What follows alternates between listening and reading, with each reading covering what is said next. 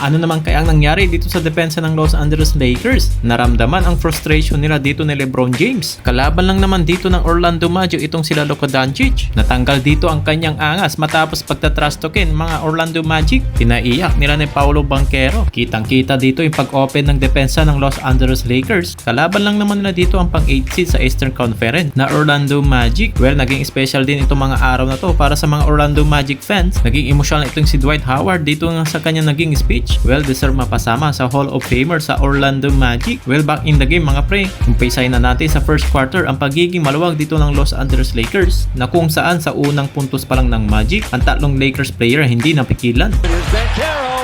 Dito pa lang sa play na to ay kitang-kita yung pagiging maluwag ni LeBron James. Sabay lingon agad itong si Lolo na walang kadepensa-depensa kay Banchero.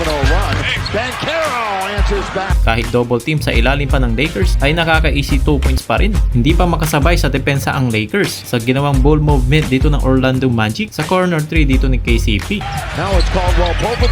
Patuloy pa rin dito ang ball movement dito ng Orlando. Nakita naman natin na maluwag dito ang depensa ng Lakers at may wide open look nga dito si Corey Joseph. Yung nga lang ay hindi niya ito naipasok. Kahit nga yung baseline jumper dito ni Banchero ay hindi nga maramdaman dito yung pagdepensa ni Austin Reeves. Kaya naman ay easy 2 points. Kaya nga itong sentro nila si Carter Jr. ay binibasic yung depensa dito ni Dorian Finney-Smith in the paint. Isa pa nga dito yung mga kanang mga turnovers na dapat nila ditong iwasan. Mula pa nga nung huling laban nila sa Chicago Bulls. Isa pa sa mga napansin ko yung mga pag-switch nila ay ilang beses na nilibre dito si Wagner ng kanyang 3-pointers. Pagdating rin dito sa third quarter, nagiging maluwag talaga ang ilalim ng Lakers. At sumunod naman dito sa play na to, ay sinecure nga nila dito ang kanilang ilalim. But the problem is, kita nyo kung paano dito nalibre ng isang wide open look 3-pointers. Kagaya rin dito nag-double team ang Lakers sa ilalim. Okay, may ball movement dito ang Magic. Actually, libre na nga dito si Wagner. Pero hindi lang siya dito yung libre dahil itong si KCP. Meron na naman ulit wide open look. KCP open! Nawala rin dito ng effort ng pagkuha ng rebound sa purple and gold. Ang masakla pa dyan ay meron ulit ditong easy 2 points ang Magic.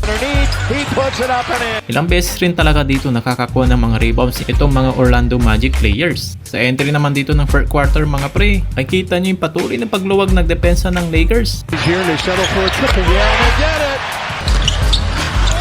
To the right hand side, on its way, down it goes.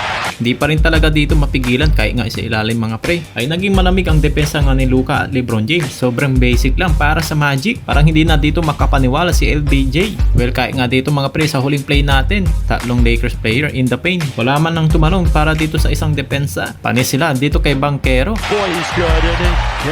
So nakita na nga natin dito ang pagiging maluwag talaga ng Lakers players. Ay malaking problema nga lalo na patungkol na nga dito sa kanilang depensa. Dapat nila ditong ayusin. Lalo na papalapit na dito ang playoffs.